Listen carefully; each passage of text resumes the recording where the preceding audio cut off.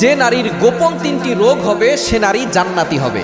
একটু চিন্তা করে দেখেছেন, অনেক সময় আমাদের রোগ হলে, অসুস্থতা হলে আমরা আল্লাহকে অভিযোগ করে বসি। আইয়ুব আলাইহিস সালাম 18 বছর ধরে অসুস্থ ছিলেন, তিনি কখনো আল্লাহকে অভিযোগ করেন নাই, তিনি আল্লাহর জিকির করে গিয়েছেন।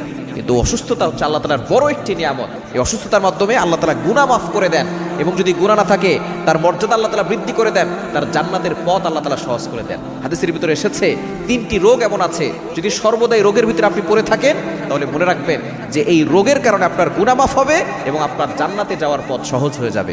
1 নাম্বার হচ্ছে, যদি কারো অ্যালার্জি চুলকানি থাকে তাহলে এই লোকটার এই অ্যালার্জি চুলকানি সবসময় থাকার কারণে আল্লাহ তাআলা যে তার কষ্ট হচ্ছে এর মাধ্যমে তার গুনাহ মাফ করছেন এবং তার মর্যাদা বৃদ্ধি করে তাকে জান্নাতের ব্যবস্থা করছেন।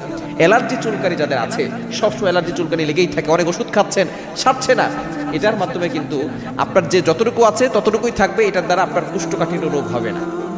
এটা হচ্ছে 1 নাম্বার, হচ্ছে যাদের অ্যালার্জি চুলকানি থাকে। নাম্বার 2, দ্বিতীয় নাম্বার হচ্ছে যাদের সর্দি জ্বর সবসময় লেগেই থাকে, হয়তো সর্দি থাকে অথবা মাঝে মধ্যে জ্বর হয়। এই জ্বর হলে আপনি জ্বরকে গালি দিবেন না। নবীজি সাল্লাল্লাহু আলাইহি ওয়াসাল্লাম জানিয়ে দিয়েছেন, জ্বরের আসলে আল্লাহ পাক রব্বুল আলামিন তার গুনাহ খাতাগুলো ক্ষমা করে দেন।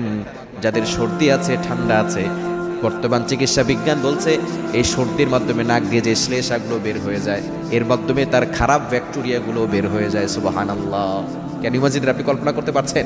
এবং সর্দি জ্বর যার থাকবে, এই ধরনের রোগীরা সে কখনো তারা পাগল হয়ে যাবে না। সুবহানাল্লাহ, এবং এই রোগের কারণে সে জান্নাতে চলে যাবে।